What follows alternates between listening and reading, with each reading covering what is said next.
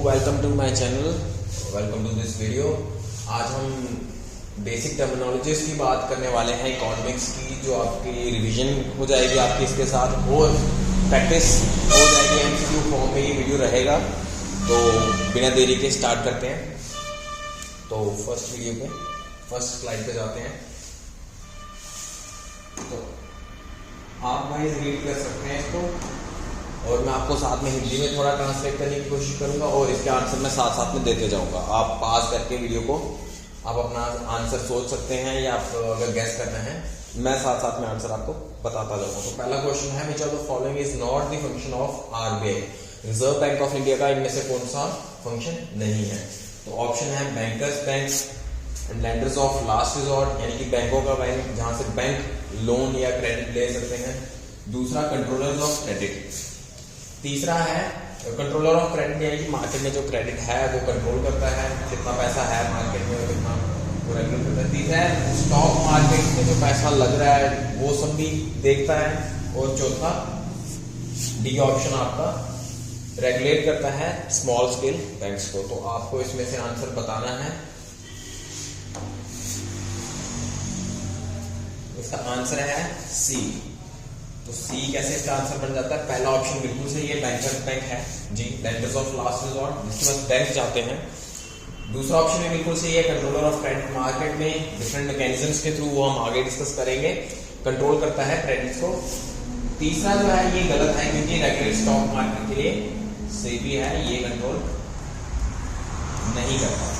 चौथा ऑप्शन बिल्कुल सही है, regulate small scale bank. Small scale से घबराना नहीं है, बैंक जो मर्जी होगा उसको रेगुलेट कौन करेगा? आरबीआई। चलिए बढ़ते हैं इसके अगले क्वेश्चन पे।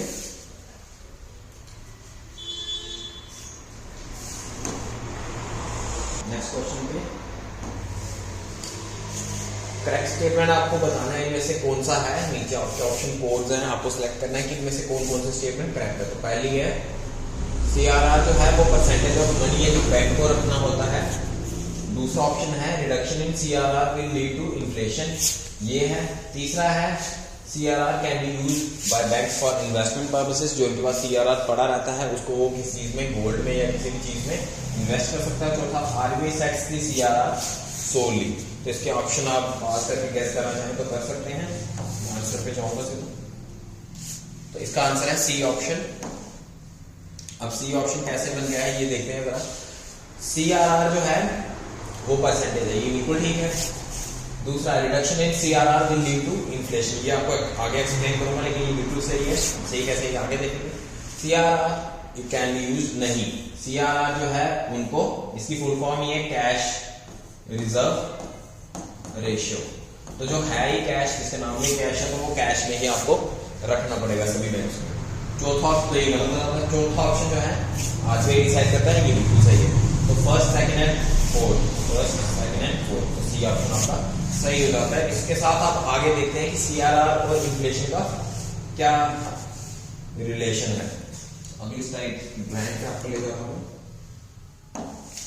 तो जो सीआरआर है गाइस, जैसे आप देख सकते हैं, सीआरआर एक रेशियो है जिसका अमाउंट का, जैसे अगर आपके पास बैंक के पास 100 रुपया 1000 रुपया पड़ा हुआ है, तो उसमें से सीआरआर अगर 10% है तो यानी कि बैंक को 10% कैश में रखना पड़ेगा। तो 10% आ गया 100 रुपीज, तो पीछे बचेगा 900 रुपीज। तो बैंक 900 रुपीज जो उसके पास डिपॉजिटेड है उनको आगे यूज कर सकता है। अभी इसी को अगर आप आगे ले जाएं तो अगर हम सीआरआर को बढ़ा देंगे, सीआरआर को सॉरी कम कर देंगे, रिडक्शन है ना, तो रिडक्शन हो गया यानी कि 5% हो गया। तो अब सीआरआर यानी कि 1000 का 5% कितना हो जाएगा? 50 रुपीज। तो अब बैंक्स के पास कितना पैसा होगा देने के लिए? 1000 माइनस 50, 950 रुपीज बैंक के पास आ जाएंगे, जो पहले के मुकाबले ज्यादा है।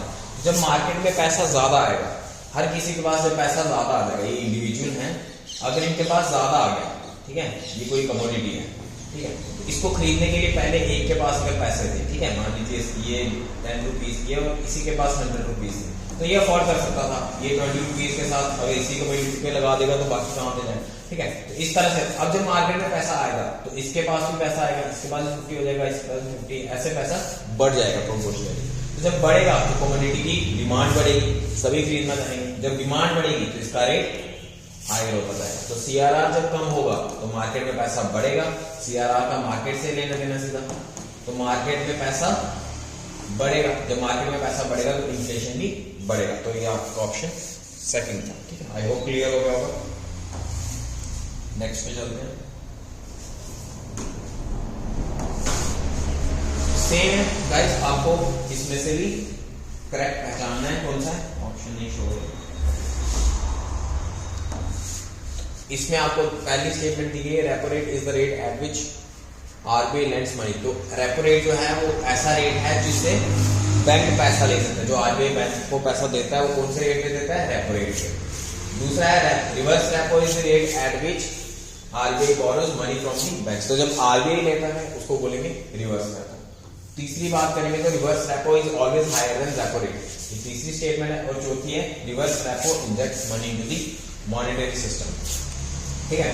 तो इस स्टेटमेंट को समझने के लिए आपको अगर टाइम चाहिए तो आप टाइम ले सकते हैं, मैं आपको सीधा आंसर बताऊंगा, पास करके कैसे कर सकते हैं। तो इसका आंसर है ऑप्शन ए। अब ऑप्शन ए कैसे है इसका आंसर जरा देख लेते हैं। ये दोनों स्टेटमेंट्स बिल्कुल सही है, जिस रेट पे आरबीआई पैसा देता है उसको रेपो रेट बोलते हैं, जिससे लेता है उसको रिवर्स, क्योंकि वापिस ले रहा है तो जिससे वो पैसा लेता है उसके, अब आरबीआई को पैसे की जरूरत नहीं पड़ती है, बट वो मार्केट से पैसा निकालने के लिए जब उसको कम करना है तो एक ऐसी पॉलिसी लानी है जिससे मार्केट में पैसा कम हो, तो वो रिवर्स रेपो के जरिए उसको वापस खींचेगा। तो ये है, इसका ऑप्शन से आपको फोर्थ भी समझ आ जाएगा कि अगर उससे वो पैसा खींच रहा है तो इससे मनी मार्केट में इंजेक्ट नहीं होगा, तो फोर्थ तो गलत हो गई, ठीक है। इससे तो वो पैसा खींच रहा है तो मार्केट में पैसा आएगा वहां से, तो फोर्थ तो गलत है। थर्ड जो है वो समझने वाली है गाइस, थोड़ा सा इसको समझ सकते हैं कि रिवर्स रेपो जो है वो रेपो से हमेशा हायर होगा, ये गलत स्टेटमेंट है। अब गलत क्यों है इसको अगली स्टेटमेंट में समझाता हूं, अगली स्लाइड पे। तो इसको आप ऐसे ले सकते हैं कि रेपो पे पैसा बैंक आरबीआई जो है वो दे रहा है और रिवर्स पे पैसा ले रहा है।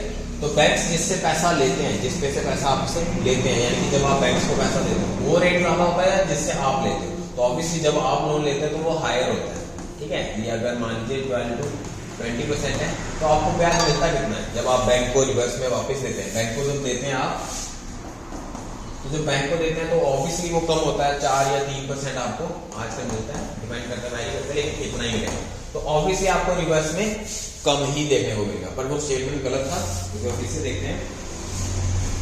अगर आप पिछले स्टेटमेंट पे जाए तो reverse repo is always higher, ये स्टेटमेंट हो जाती है गलत। चलते हैं अगली स्टेटमेंट में, अगले क्वेश्चंस में। ये थोड़ा टेक्निकल क्वेश्चन है, इसको नॉलेज होगा वो समझ आएगा, इस अगले 1 मिनट में आप सबको ये समझ आ जाएगा। तो क्वेश्चन है विच out of following is most widely used money system in Indian monetary system. तो आपको इंडियन मॉनेटरी सिस्टम में सबसे ज्यादा कौन सा यूज करता हुआ दिखाई देगा, इसका ऑप्शन मैंने देख लेते हैं, आप गैस करना तो कर सकते हैं, मैं आपको सीधा आंसर बता दूं। ये सीडीएस में भी आया हुआ है, सीडीएस एग्जाम में आपको डिफेंस का जो एग्जाम है उसमें पूछा गया था। तो एक और टर्म आपको बता देता हूँ, एमओ। ये एमओ है करेंसी, ठीक है। जो करेंसी है उसको एमओ से क्यों करते हैं, करेंसी तो सब में है, ठीक है, इन सब में काउंट की जाएगी। बाकी दो टर्म्स की बात करें तो एक आ जाती है बैंक का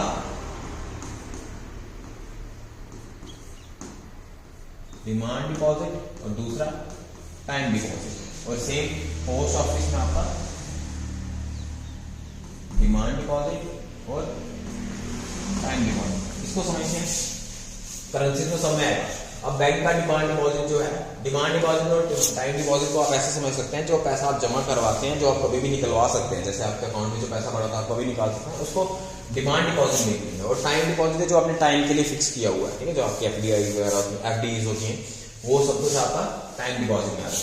तो एम पार्ट में आपका क्या आएगा, करेंसी और जो बैंक का टाइम डिमांड डिपॉजिट है। एम 2 में आपका 2 से याद रखना दोनों, तो दोनों का डिमांड डिपॉजिट, इसका भी डिमांड डिपॉजिट और इसका भी डिमांड डिपॉजिट, इसको अलग कर देते हैं, दोनों का डिमांड। अब थर्ड में जो है, थर्ड को आप ऐसे याद रखते हैं पहले 3, ठीक है। तो करेंसी तो आएगी, ये दो चीजें, ठीक है, ये भी आएगा और ये भी आएगा। तो बैंक का जो सारा फंक्शन है वो M3 में है। तो सारे ज्यादातर फंक्शन ऐसे याद रख सकते हैं, ज्यादातर फंक्शन जो है वो बैंक के साथ ही या करेंसी में ही होते हैं हमारे, ठीक है। पोस्ट ऑफिस से कोई भी आपको पे नहीं करता या आप यूज नहीं करते, ठीक है, तो वो ज्यादा यूज नहीं होता, इसी से आपका आंसर भी बन जाता है। तो इससे आपको याद ही रखना है कि M3 में यहाँ पे बैंक के दोनों डिमांड डिपॉजिट और टाइम डिपॉजिट दोनों आ जाएंगे, और M4 में सब कुछ, ये भी पांचों के पांचों आपके जिसमें आएंगे वो M4 है। तो सबसे ब्रॉडर कौन सा होगा? M4। इसको ब्रॉड मनी भी बोलते हैं और इसको, इन दोनों को नैरो मनी भी बोलते हैं। ये बहुत नैरो है, ठीक है, तो आपका पैसा कहीं पे भी पार्क हो सकता है डिमांड में या टाइम में, तो ये अलग अलग आ जाएगा। लेकिन आपका ये जो है ये ब्रॉडर है, इसलिए इसको, इन दोनों को ब्रॉड मनी भी बोलते हैं। अगर आपको क्वेश्चन ये इस तरह से पूछ ले कि आपका,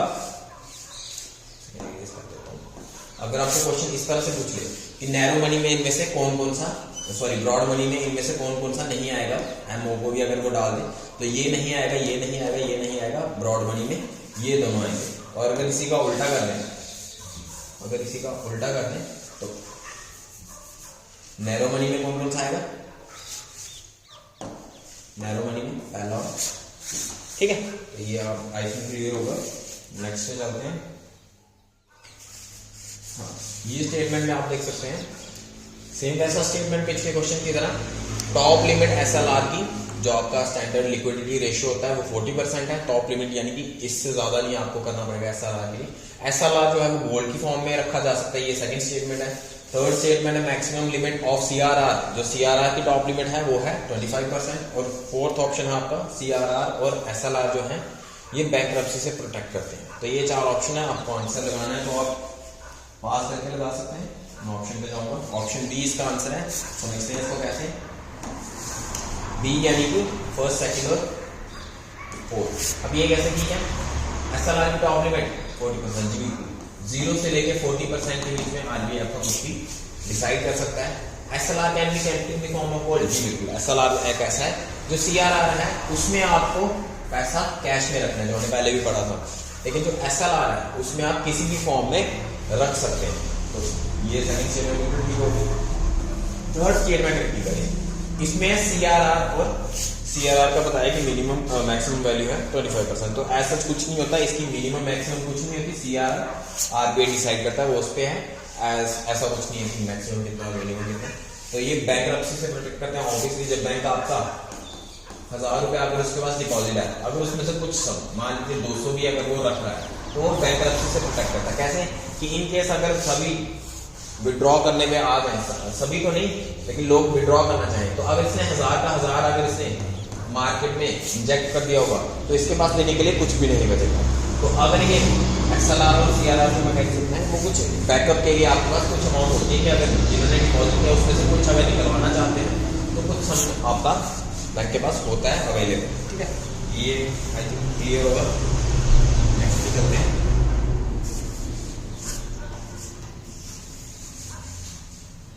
ओके, ये आई थिंक लास्ट क्वेश्चन होगा। तो इसमें है जो आपका ई कुबेर ऐप है उसके यूजेस पे बताना आपको, ये किस किस के लिए यूज किया जाएगा।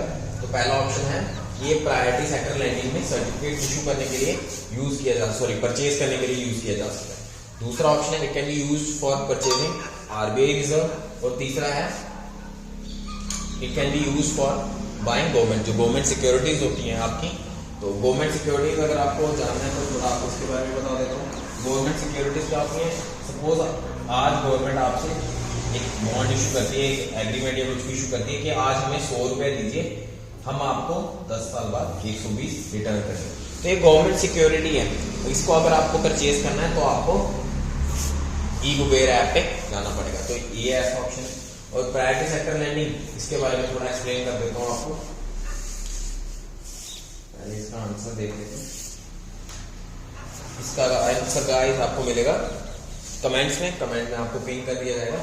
लेकिन आपका फर्स्ट ऑप्शन मैं आपको फिर से एक्सप्लेन कर दूंगा थोड़ा।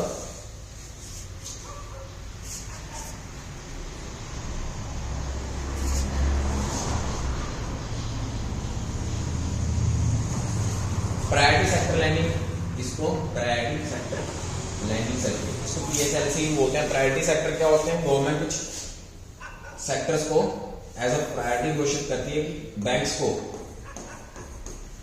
लेट्स से 40% इन सेक्टर्स के लिए रिजर्व करना है, आपको इन सेक्टर्स पे देना है।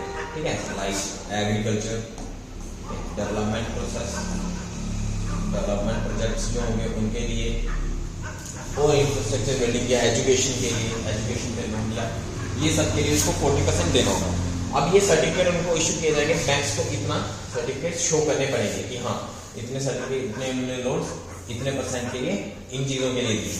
तो अगर आपके बैंक के पास, सपोज कीजिए SBI के पास 50% है, ठीक है, 50% उसने कर दिया, और एक XY बैंक है उसने 30% दिया, ठीक है। तो 30% अगर उसने किया, तो अगर ये अपना 10% चाहे, 10% के सर्टिफिकेट्स इसको इशू कर सकता है, तो इसके पास भी 40 आ जाएगा, इसके पास भी 40 आएगा, तो ये दोनों अपने जो टारगेट्स उनको मीट कर लेंगे। तो ये जो सर्टिफिकेट सेल और बाय होते हैं, ये ई-कुबेर ऐप पे होंगे। ये फर्स्ट स्टेटमेंट है, आपको बताना है करेक्ट है कि नहीं।